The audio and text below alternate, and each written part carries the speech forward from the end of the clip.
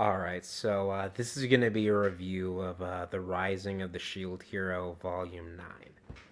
And essentially, I've decided to start off reviewing from Volume 9 and not going back through Volumes 1 through 8, mainly because there's been a lot of adaptations of that material, anyways, when it comes to, the anime that just recently ended, as well as, the manga that's been coming out.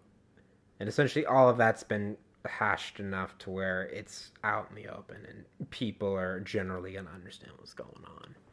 So, we're going to start off with Volume 9. So, if you haven't, you haven't caught up to that, you probably want to click off this video because it's going to be spoiler heavy if, you're looking out for that sort of thing.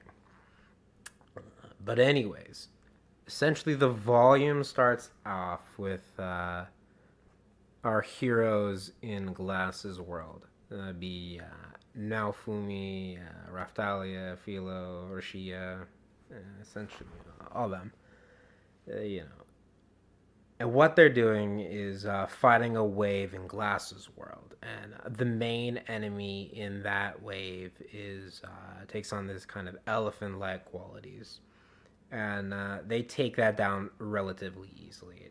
It's mainly used as setup to try and flesh out some of the skips in between some of the other volumes. So from there, they start prepping for their big showdown with Kyo, the guy who stole the spiritual energy at the end of volume, I believe, 7 in the light novels. Now, essentially, what they're doing is they're gathering equipment. So Naofumi starts to make a bunch of accessories for all of the vassal weapons and all of the holy weapons. So he makes a lure for Kizuna, which attracts monsters to it, similar to his hate reaction. He gives Raftalia the katana sheath, which with a gem at the bottom, which when it's fully charged with energy, it activates this sort of super speed mode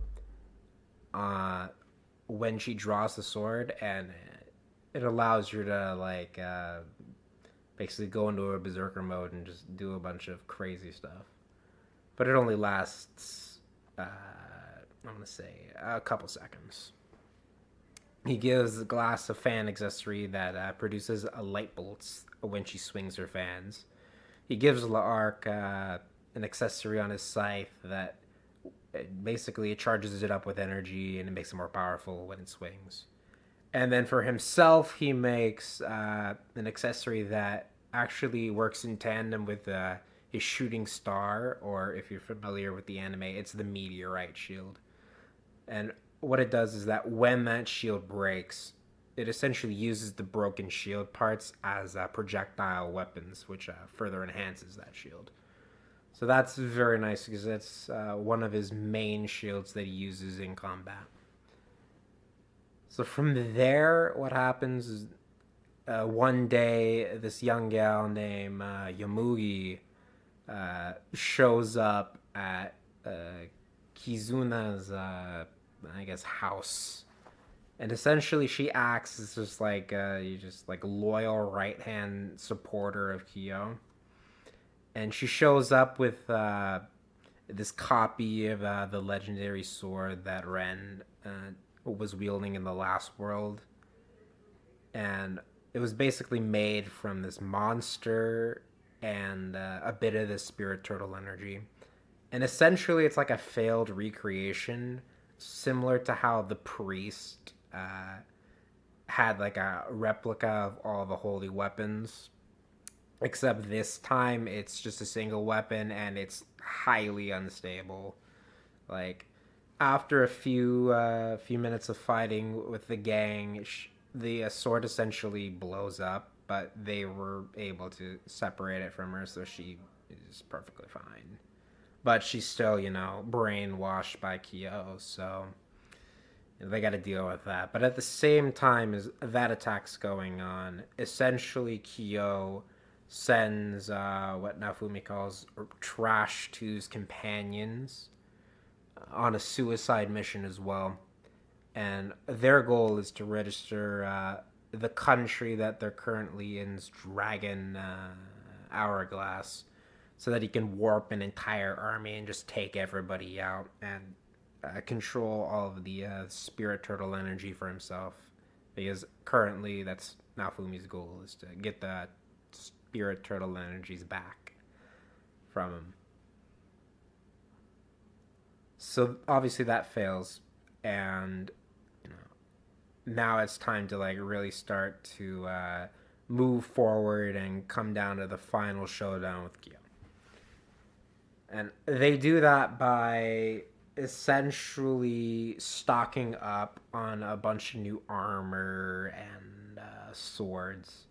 But the interesting part is that they're using materials that are reminiscent of the four holy beasts that are gonna attack.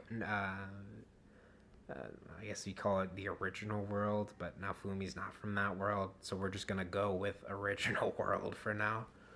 They're gonna go back when they go back to the original world. They're gonna be fighting basically like semi copies of these monsters.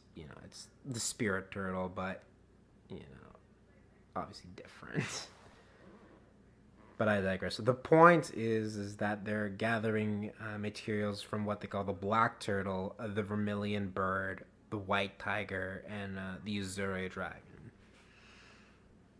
And essentially, they get a bunch of shields, and Raftalia gets some katanas that, they, what's the word? They're powered up. Basically, they've unlocked a bunch of new weapons. And Naofumi basically gets a upgraded barbarian armor, but this time it's the Barbary armor.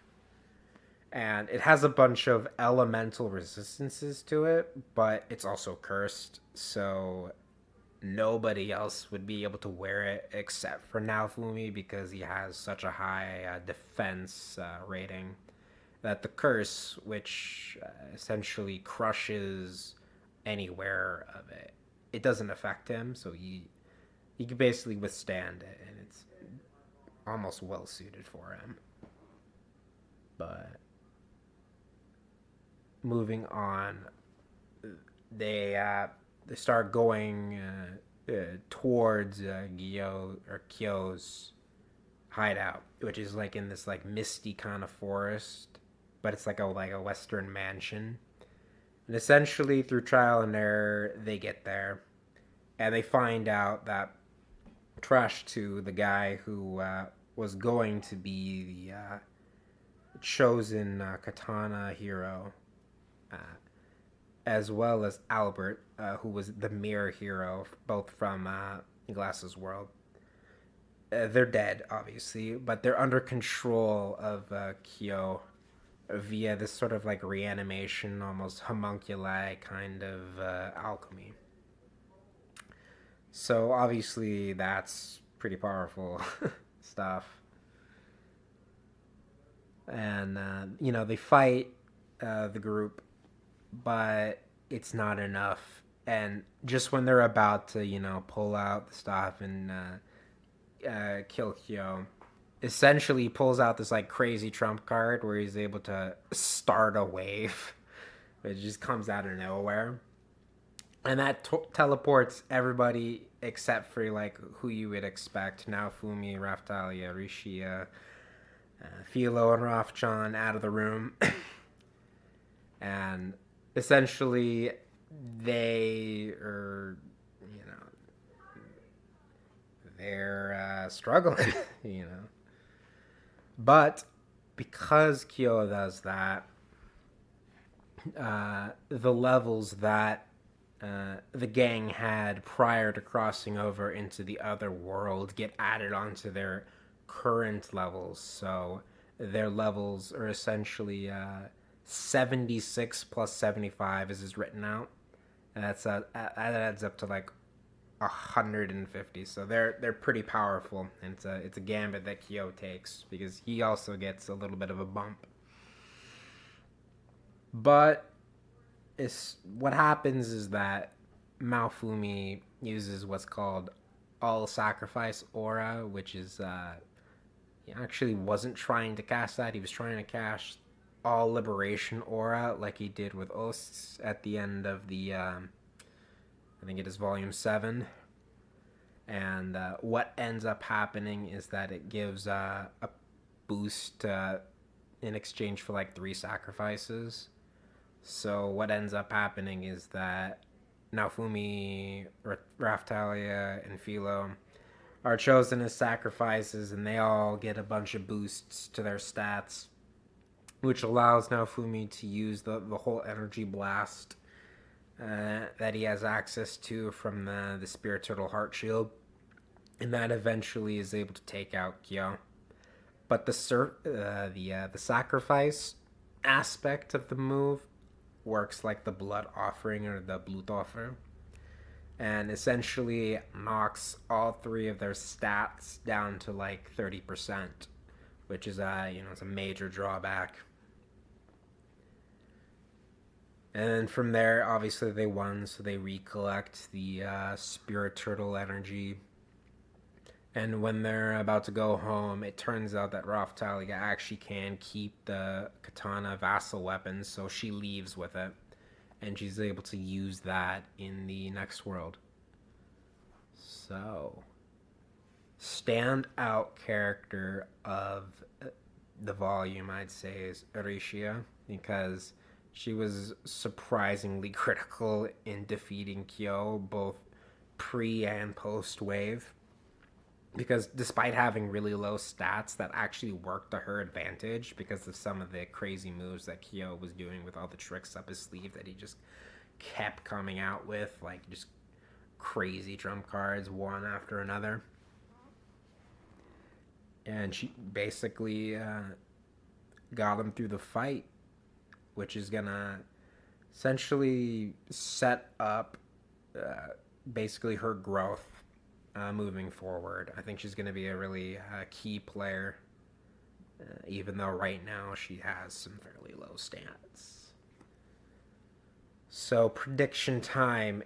Given that we're going back to Malremark in Volume 10, I'm going to say that you're probably going to be dealing with the fallout of the whole Spirit Turtle thing. And, then you're going to start preparations for the next wave, aka the next Holy Beast, which I believe is the Phoenix. That pretty much lines up with what happened in the web novel, if you're not familiar with that. I would suggest reading it, but it's not canon, so if you're going to stick with canon stuff or you don't want to get spoiled, then I'd say skip it. Because essentially that last arc that happened in the light novel, it didn't happen in the web novel.